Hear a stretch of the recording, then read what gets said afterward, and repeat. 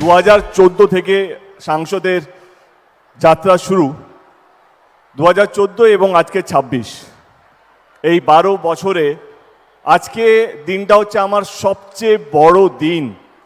Ghatal master plan দেব আমাকে বারবার বলতো 26 সালে নির্বাচনের আগে একটা কাজও কমপ্লিট করতে পারবে না।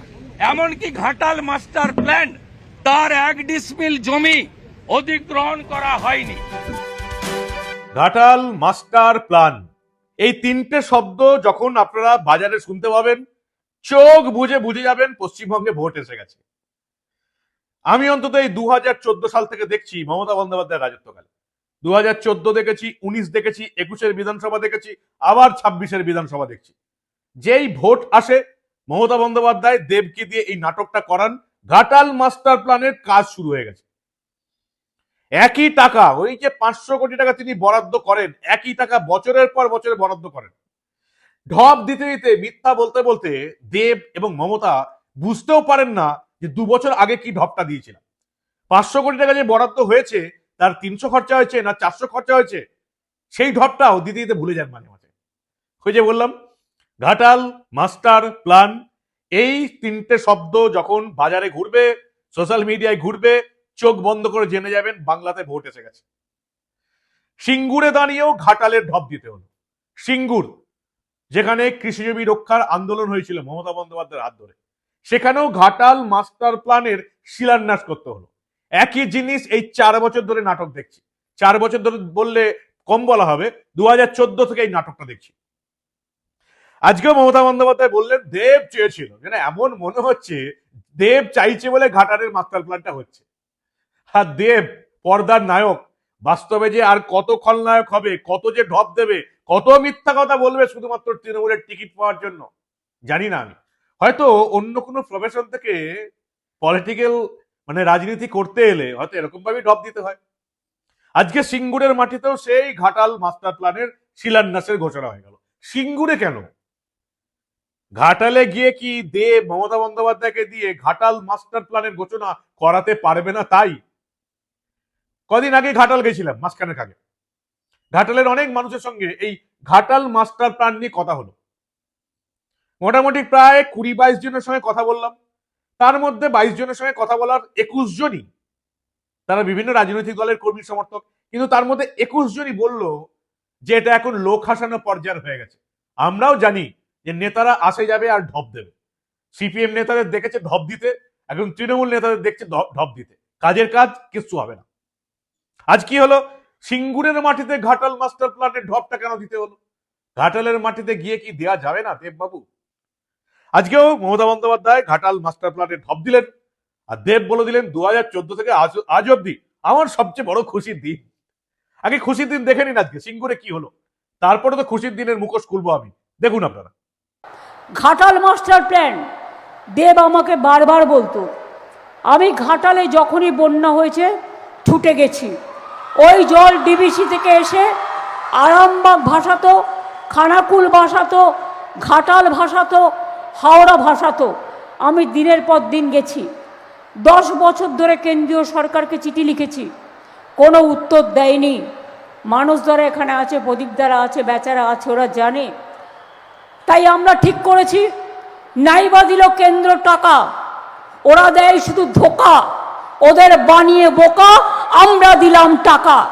মনে রাখবেন, ঘাটাল মাস্টার প্ল্যানের জন্য 1,500 কোটি টাকা দিয়ে আমরা প্রকল্প শুরু করে দিয়েছি অলরেডি। 500 কোটি টাকা অলরেডি দেওয়া হয়েছে এবং অলরেডি 300 কোটি টাকার কাজ হয়ে গেছে। বাদ বাকি কাজ হয়ে যাবে। তাতে কেশপুর বলুন, ডেবরা বলুন, ঘাটাল বলুন, দাসপুর বলুন, পূর্ব মেদিনীপুরের 4টে জায়গা, হাওড়া হুগলির জন্য নিম্ন দামোদর অববাহিকা এলাকার প্রজেক্ট হচ্ছে। তাতে হাওড়া, হুগলি, বীরভূম, বর্ধমানের মানুষ উপকৃত হবেন। আজকে আমার 2014 থেকে সাংসদের যাত্রা শুরু। 2014 এবং আজকে 26, এই 12 বছরে আজকে দিনটা হচ্ছে আমার সবচেয়ে বড় দিন দেব সাংসদ হিসেবে। কারণ আজকে দিদি যেই কাজটা করলেন বা যেই উদ্বোধনটা করলেন, শুধু একটা উদ্বোধন নয়, একটা শিলান্যাস নয়, এটা ঘাটাল লোকসভা কেন্দ্রের মানুষের দীর্ঘদিনের লড়াই, দীর্ঘদিনের স্বপ্নকে এমন একজন মুখ্যমন্ত্রী আসবে, এমন একজন সরকার আসবে, সে কেন্দ্র থেকে আসুক বা রাজ্য থেকে আসুক, তাদের এই কষ্টটা বুঝবে, তাদের এই যন্ত্রণাটা বুঝবে। যখনই বৃষ্টি আসে তখন দিনের পর দিন গ্রামগুলো জলের তলায় থাকে, ধানের চাষগুলো জলের তলায় চলে যায়, কত পশু পাখি, কতগুলো যান চলে যায়, কতগুলো মানুষ মারা যায়, সেটা আমি গত 12 বছর ধরে নিজের চোখে দেখেছি। আমি 2014-তে যখন শপথ নিয়েছিলাম সাংসদে, আমার প্রথম স্পিচটাই বাংলায় দিয়েছিলাম এবং ঘাটাল মাস্টার প্ল্যান নিয়েই দিয়েছিলাম। এই যে দেব বলছেন না, আজকে আমার জীবনের সবচেয়ে খুশির দিন, মমতা বন্দ্যোপাধ্যায় ঘাটাল মাস্টার প্ল্যানের ঘোষণা করলেন। একদম এক্স্যাক্টলি এক খবর 16ই ফেব্রুয়ারি 2025 আমরা সব কাগজে দেখেছিলাম। মমতা বন্দ্যোপাধ্যায় 500 কোটি টাকা বরাদ্দ করলেন। দেব বলছেন আমার জীবনের সবচেয়ে খুশির খবর। এই যে হেডলাইনটা দেখছেন, এই তারিখটা হচ্ছে 2025 16ই ফেব্রুয়ারি, ঠিক এক বছর আগে। আজকে হচ্ছে আপনার 28শে জানুয়ারি 2026। এক বছর আগে ওই একই খবর করেছিল এই রাজ্যের মিডিয়াগুলো। আজকে কি খবর করবে? লিখতে হবে না সাংবাদিকদের, ওখান থেকে টুকে দিলেই হবে। কি অদ্ভুত অবস্থা একবার দেখুন। অভিষেক বন্দ্যোপাধ্যায় লোকসভা ভোটের আগে বলেছিলেন 2024-এর 31শে ডিসেম্বরের মধ্যে ঘাটাল মাস্টার প্ল্যান করে দেখাবো। আর কোন 31শে ডিসেম্বর 2024টা বলেছিলেন কিনা এখন আমার মনে পড়ছে না। আর মমতা বন্দ্যোপাধ্যায় একবার বলেন 500 কোটি টাকা বরাদ্দ করেছি, 400 কোটি টাকা খরচা হয়েছে। একবার বলেন 500 কোটি টাকা বরাদ্দ করেছি, 300 কোটি টাকা খরচা হয়েছে। আসলে মিথ্যা কথা বলতে বলতে না 100 কোটির ডিফারেন্স হয়েছে। শুনুন অভিষেক বন্দ্যোপাধ্যায় তার প্রতিশ্রুতি এবং মমতা বন্দ্যোপাধ্যায় এই রকমের ঢপবাজি ঘাটাল মাস্টার প্ল্যান নিয়ে। দেখুন আপনারা। এই বছরে 31শে ডিসেম্বরের আগে আমার সরকার ঘাটাল মাস্টার প্ল্যান করবে।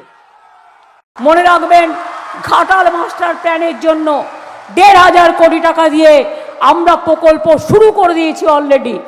500 কোটি টাকা অলরেডি দেওয়া হয়েছে এবং অলরেডি 300 কোটি টাকার কাজ হয়ে গেছে, বাদ বাকি কাজ হয়ে যাবে। আমাদের যেহেতু নদীমাতৃকা দেশ, আমাদের জল বেশি, কিন্তু কিছু করার নেই। গ্লোবাল ক্লাইম্যাক্সের একটা এফেক্ট হচ্ছে। তারপরে ঝাড়খণ্ডে বৃষ্টি হলে ডিবিসি ছেড়ে দিচ্ছে, নিজের কোল খালি করে দিচ্ছে, আর আমাদের বুক ভরা জল দিয়ে আমাদের পুরো হাপিত্তিস করতে হচ্ছে। মানুষের ঘর বাড়ি ভেঙে যাচ্ছে, ধুয়ে যাচ্ছে। ঘাটাল মাস্টার প্ল্যান আমরা অলরেডি করেছি, ডিপিআর হয়ে গেছে। 400 কোটি টাকা অলরেডি তোমরা কাজ করেছো। ঘাটাল মাস্টার প্ল্যান আরো যে 1,250 কোটি টাকা লাগবে, আমি অলরেডি ইতিমধ্যেই বলেছি। এগুলো ফেস বাই ফেস করতে হয়, 3-4 বছর টাইম লাগে। কিন্তু দেব যখন আমার কাছে আবদার করেছে, দিদি ভাইকে তো ফেরাতে পারে না, তাই কেন্দ্রের ওপর আর আমরা বসে না থেকে কবে দিল্লি দেবে, তারপরে হবে, কবে কোকিল ডাকবে, তবে বসন্তকাল আসবে, তা চিন্তা না করে আমি ইনস্ট্রাকশন দিচ্ছি, বিশেষ করে আমার প্রভাত মিশ্র এবং গোপালিকা আছে আমার চিফ সেক্রেটারি, তাদের কাছে পরিকল্পনা তৈরি করে এটা যাতে আমরা 3-4 বছরের মধ্যে আমরা করে ফেলতে পারি, তার জন্য। Dev, now you are the champion of the Ghatal master plan. সুতরাং তোমার আবদার আমি কিন্তু রেখেছি। ঘাটাল মাস্টার প্ল্যান কবেকার প্ল্যান জানেন? 1959 সালে মানসিং নামে একটা মানুষের নেতৃত্বে কমিটি হয়েছিল। সেই 1959 সালে মানসিং কমিটির রিপোর্টে এই প্রথম ঘাটাল মাস্টার প্ল্যানের কথা বলা হয়, যার জন্য এই প্রকল্পের সম্মতি দিতেও যোজনা কমিশনের প্রায় 20 বছর লেগে গেল। 1959 সালে মানসিং কমিটির রিপোর্ট তৈরি হলো, 1979-তে যোজনা কমিশন এটা নিয়ে আলোচনা করতে পারলো। তারপর সিপিএম এর 34 বছর, তৃণমূলের 15 বছর, এই 49 বছরে ঘাটালবাসী এই যে 7টা ব্লক, ঘাটাল, দাসপুর 1-2, চন্দ্রকোনা 1-2, কেশপুর, ডেবরা, পূর্ব মেদিনীপুরের 4টে ব্লক, পাঁশকুড়া 1, কোলাঘাট, ময়না এবং তমলুকের মানুষ, এই 7টা ব্লকের মানুষ শুধু সিপিএম এবং তৃণমূল নেতাদের ঢপবাজিই দেখে এসছে। তারা বুঝে গেছে ভোটের আগে ঘাটাল নিয়ে এরকম ঢপবাজি চলবে। কিন্তু এই ঢপবাজিগুলো আগে হয়েছিল ঘাটালে গিয়ে, এখন আর ঘাটালে গিয়ে ঘাটালের মানুষদের সামনে এই রকমের ঢপবাজি দেওয়ার সাহস নেই, তাই সিঙ্গুরের মাটিতে দাঁড়িয়ে এই রকমের ঢপবাজিগুলো দিতে হচ্ছে। সেই এক গল্প 500 কোটি টাকা বরাদ্দ হয়েছে, আমরা কাজ শুরু করেছি, কেন্দ্র সরকার কিছু দিচ্ছে না, ফলে আমরাই নিজেরা সবকিছু করব।